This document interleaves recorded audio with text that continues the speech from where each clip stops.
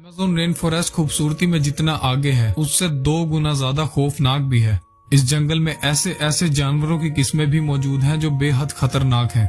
इनमें अगर किसी का नाम सबसे ऊपर आता है तो वो ग्रीन एनाकोंडा का है। ग्रीन एनाकोंडा अब तक डिस्कवर होने वाला दुनिया का सबसे बड़ा सांप है जो अमेज़न के जंगलों में पाया जाता है। ये सांप 30 फुट लंबा और 250 केजी वजनी होता है जो बड़े से बड़े जानवर को भी निगल जाने की महारत रखता है। ये सांप इतने खौफनाक है जिनकी वजह से अभी तक इनकी पॉपुलेशन को भी डिस्कवर नहीं किया जा सका है।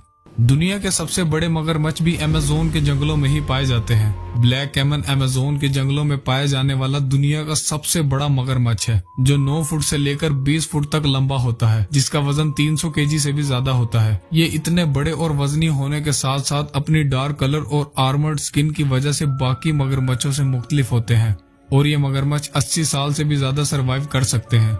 अमेज़न रेन फॉरेस्ट में टाइगर्स और लायंस के बाद दुनिया की सबसे बड़ी बिल्लियों की किस्म पाई जाती है जिसे जैगुआर के नाम से जाना जाता है।